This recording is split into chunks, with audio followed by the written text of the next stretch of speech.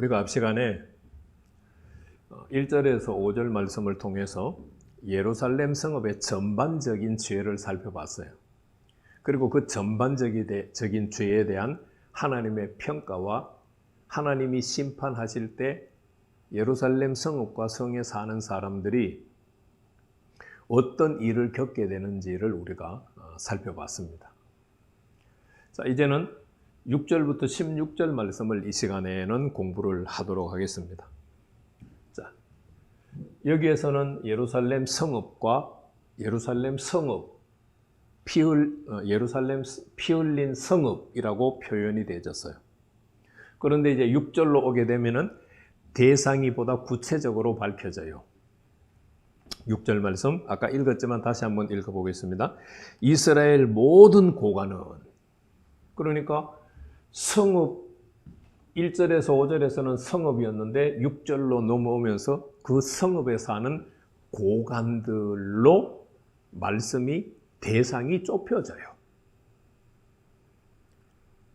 그러니까 예루살렘 성읍에 대한 1절에서 5절 말씀, 예루살렘 성읍에 대한 심판은 곧 고관들에 대한 심판이다라는 말이에요.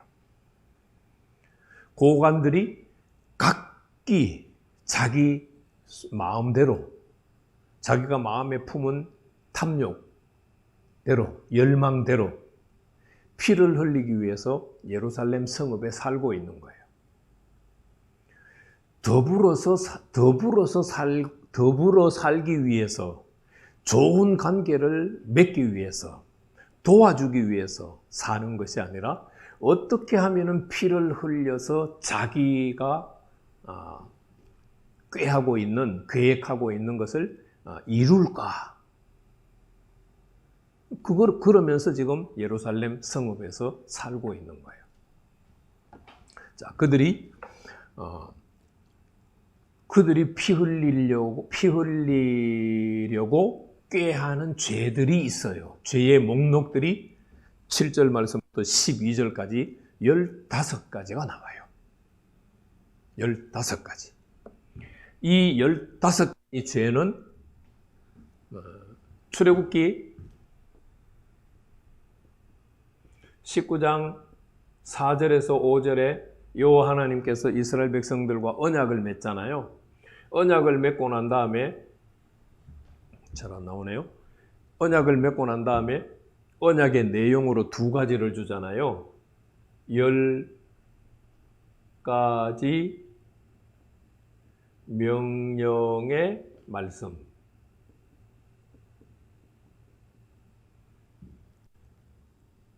그리고 법규. 예.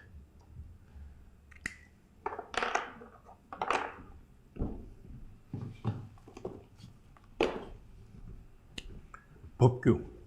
이거는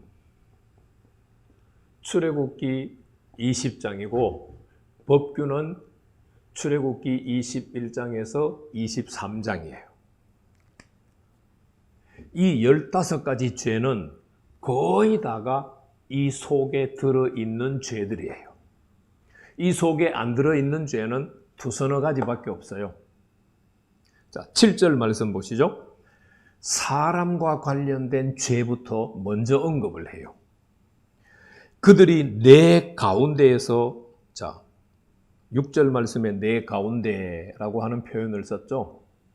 13번 쓰고 있어요. 6절, 7절에 3번, 8절에는 없고요. 9절에 1번 있고요. 9절에 1번, 2번, 3번 있고요. 10절에 2번 있고요. 아니네요. 10절에 2번 있고, 11절에 1번 있고, 12절에도 1번 있고, 13절에도 1번 있고, 저 뒤에 넘어가면은 15절에도 1번 써요. 내 가운데에. 그래서 앞에 이미 1절에서 5절에서 성읍이라고 말했어요. 성읍이라고 말했고 4절에서는 성이라고 말했어요. 그럼에도 불구하고 고관들이 예루살렘 성읍에서 죄를 짓는다라고 표현 안 하고 내 가운데에서라고 숨겨두고 지금 계속해서 하나님께서 지적을 하고 있는 거예요. 자, 7절 말씀 보면은 사람과 관련 죄를 세 가지로 언급하죠. 첫째, 부모를 업신여긴다. 이게 피 흘리는 죄에 해당하는 거예요. 첫 번째 목록. 어떻게 보면 이게 가장 중요하기 때문에 가장 먼저 언급하는 거겠죠? 우리가 표현하잖아요. 제 5계명이라고 하잖아요. 다섯 번째 명령의 말씀을 어떻게 하면은 어길 것인가를 이 고관들이 생각하는 거예요. 부모를 복양하지 않으면은 편하겠죠. 인간적으로는 편하겠죠. 부모를 복양하지 않으면 돈이 손해가 안 나겠죠. 그러니까 고관들은 부모를 잘 섬겼을 때에 하나님이 주실 복을 생각하는 것이 아니에요. 당장 자기 앞에 있는 이익만 생각하는 거죠. 부모를 안 섬기면 신경 쓸 게 없어요. 부모를 안 섬기면 마음 편해요. 그리고 부모를 안 섬기면 돈도 안 나가요. 그래서 피 흘리는 죄를 계속해서 지으려고 하는 거죠. 그리고 나그네를 학대하고 고아와 가부를 해해요. 이는 출애굽기 22장 21절과 22절에 있는 말씀이에요. 법규 안에 있는 말씀이에요. 22장 21절, 22절에 있는 말씀이에요. 그러니까 하나님과 언약을 맺었으면 뭐 해야 돼요? 잘 듣고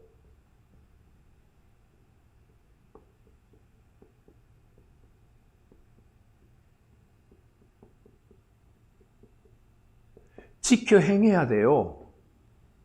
그런데 부모를 업신여긴다? 안 듣고 안 지키려고 하는 거예요. 그리고 법규에서 고아와 가부와 나그네를 대접하라, 돌보라고 말하는데 학대를 하는 거예요. 이게 피 흘리는 죄예요. 자, 8절에는 하나님과 관련된 죄를 얘기해요. 먼저 사람과 관련된 죄를 언급하고 그 다음에는 보이지 않는 하나님과 관련된 죄를 얘기해요.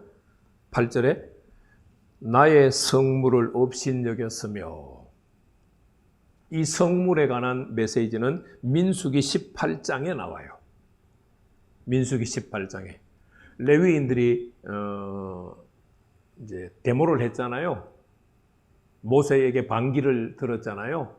모세에게 반역을 해서 반기를 들고 난 다음에 하나님께서 레위인들에게 백성들의 11조를 그들의 몫으로 줬어요. 그러고 나서 하나님께서 3년에 한 번씩 그들이 받은 11조를 내라라고 명령을 하면서 그거를 가리켜서 성물이라고 표현을 해요. 그래서 여기 고관들은 주로 누구를 지칭하겠어요? 당연히 제사장들을 얘기한다고 볼 수 있겠죠. 그래서 그들이 성물을 업신여겨요. 그리고는 제4계명을 범해요. 내 안식일을 어떻게 했다고요? 더럽혔다. 안 지켰어요? 안식일을 거룩하게 지켜야 되는데 안식일을 더럽혔어요. 이게 피 흘리는 죄예요. 그 다음에 9절에는 세 가지 타이틀이 나와요. 우선 살인하려고 이간을 부추겨요. 이간을 부추기는 것은 어느 계명에 해당할까요? 10번째 계명, 9번째 계명. 이웃을 해하려고 거짓 증거하는 계명을 어기는 거예요. 이간을 붙인다. 거짓말 해야죠. 거짓 증거를 해야죠. 우리 옆집이 안 한 것을 그 관계되어 있는 집과 우리 옆집과 관계되어 있는 집에다가 우리 옆집에서 안 한 것을 했다고 거짓 증언을 하는 거예요. 그러니까 제9계명을 어기는 거죠. 그 다음에 뒤를 넘겨보면은요, 역시 9절 말씀이에요. 우상숭배의 제물을 먹어요.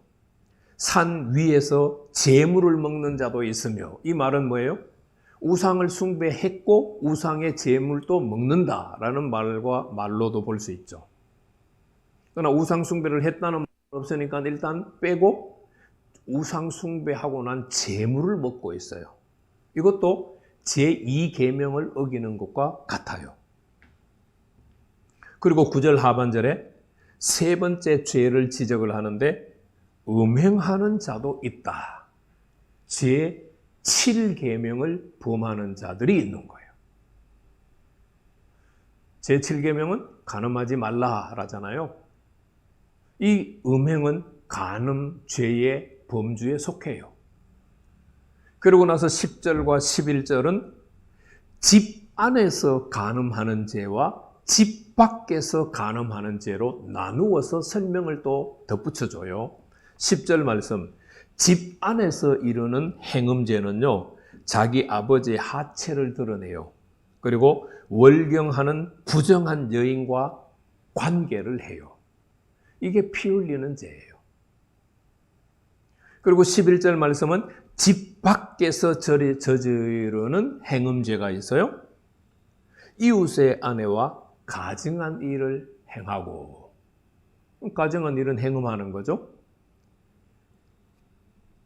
어떤 사람은 그의 며느리를 더럽혀 행음하며, 여기서는 지금 이웃 사람 앞에서 이웃 여인의 아내를 얘기했기 때문에 자기 며느리가 아니라 이웃집의 며느리라고 우리가 봐야 될 거예요.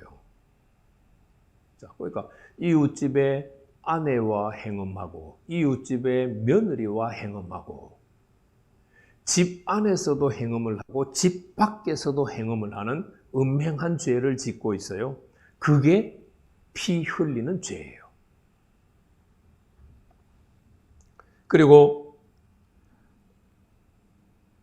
11절 하반절에 이거는 이제 집 안에서 저지르는 죄 가운데서도 고륙이죠. 어떤 사람은 그 자매 곧 아버지의 딸과 관계를 했다. 자, 아버지의 딸이면은 뭐예요? 남자로 표현했으면 누나 아니면 동생, 여동생이죠. 그 아버지의 딸과 행음을 하고,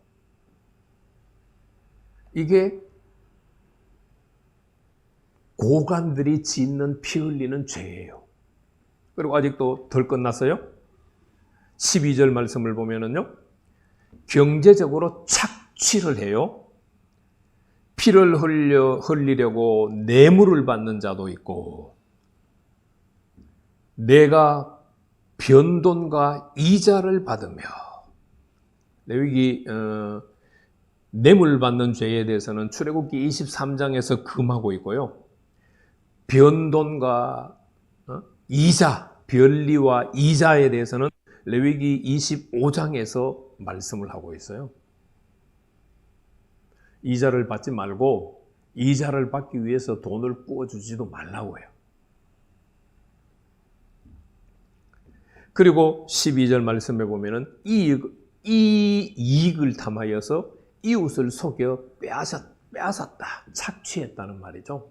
이거는 10번째 계명을 어긴 것에 해당해요. 그러니까 예루살렘 성읍에 살고 있는 고관들이 15가지의 구체적인 죄를 다 하나님께서 일일이 열거하셨어요. 그게 피 흘리는 죄에 해당하는 죄목들이에요.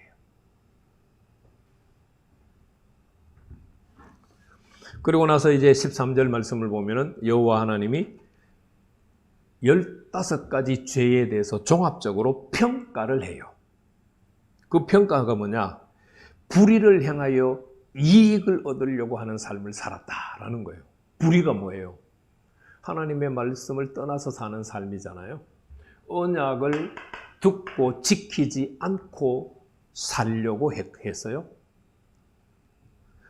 그래서 그들이 하나님이 정하신 복을 받은 것이 아니라 불법으로 자신들의 이익을 챙긴 거예요. 그렇게 살았다는 거죠.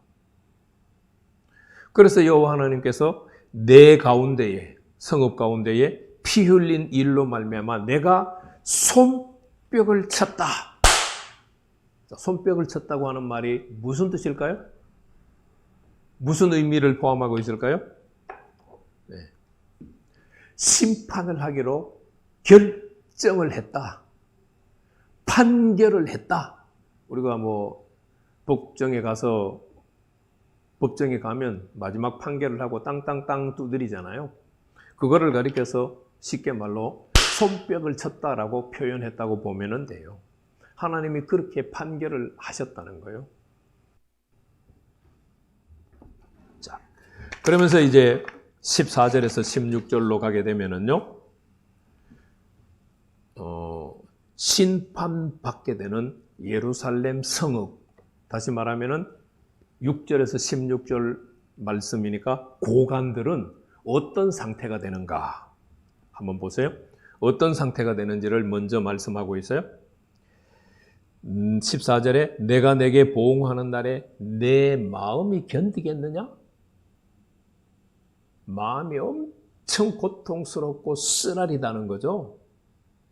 죄 지을 때는 막 욕심이 있어서 이익을 챙기려고 죄를 지었지만 하나님의 심판을 받는 날에는 마음이 견딜 수 없을 만큼 아프고 고통스러운 거예요. 그리고 내 손에 힘이 있겠느냐? 네. 손에 맥이 풀려서 아무것도 할 수 없는 그런 상태가 된다는 거죠. 힘 빠진 상태가 된다는 거예요.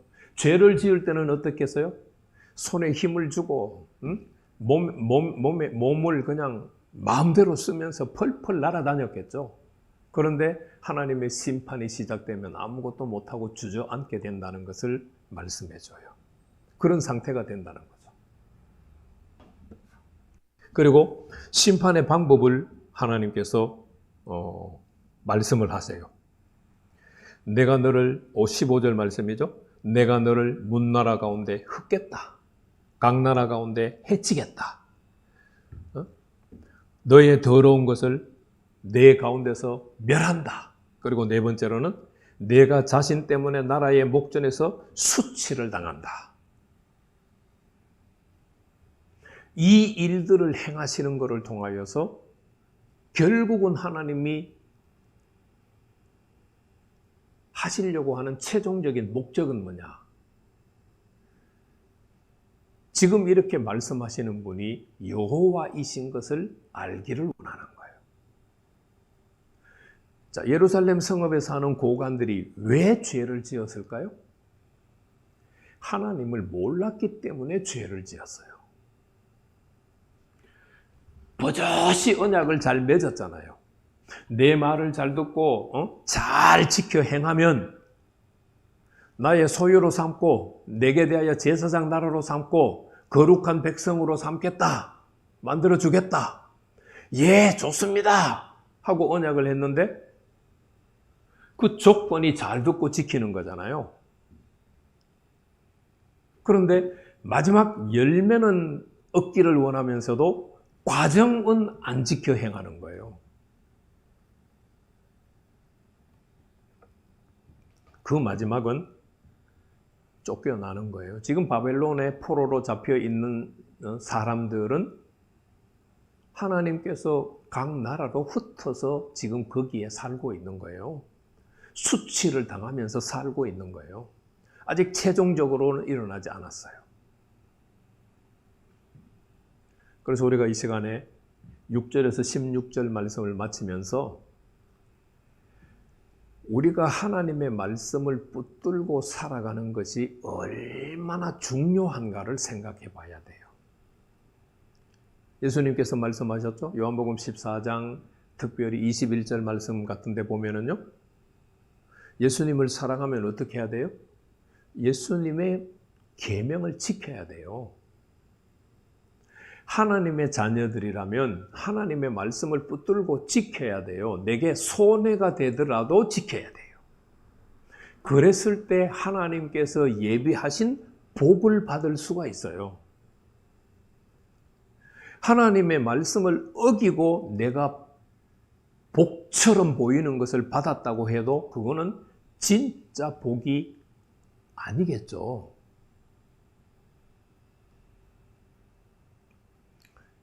(6절에서 16절) 말씀을 마치면서 저와 여러분들이 고관들이 하는 것과 정반대로 하나님이 원하시는 삶을 살아서 하나님이 약속하신 복을 누리며 살아갈 수 있기를 축복합니다.